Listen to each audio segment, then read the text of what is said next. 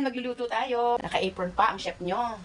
Let's cook chicken feet adobo. Start cooking! Here we are.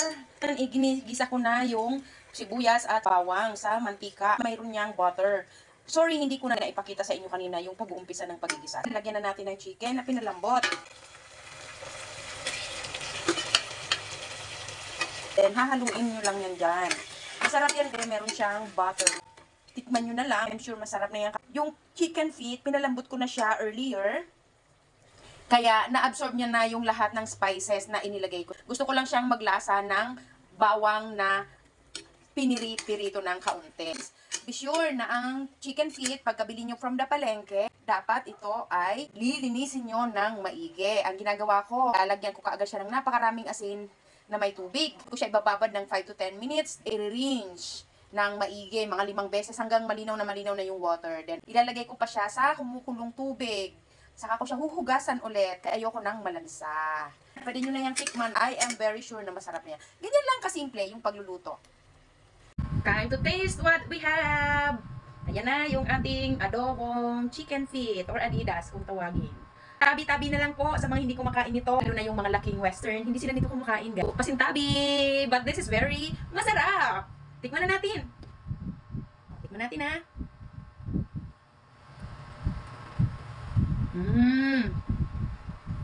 Alam mo yung buto niya?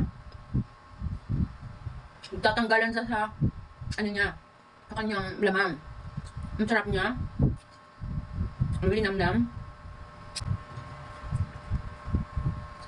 Yung buto na natunaw na. Yan lang yung buto niya, oh. Sarap.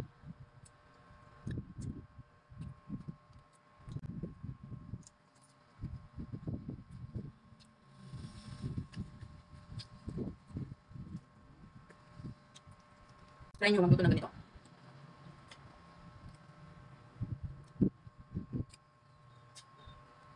Lasang-lasa yung 5 spices na nilagay ko. At saka yung kick nung kalamansi, yung bango niya, nakakawala siya ng lansa. Kaya masarap niyang kainin kasi wala kang maamoy na ibang amoy. Or kakaibang amoy. Try nyo. Ito mo, dalawa na lang. Wala na matitirang kalaman naman. Lahat talaga kinakain ko.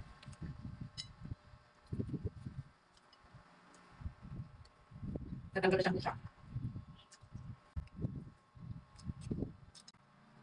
Kahit wala kayong 5 spices, igisan nyo lang siya na papatuyuin nyo lang. Napakasarap niya. Yan, gusto na. Wala na.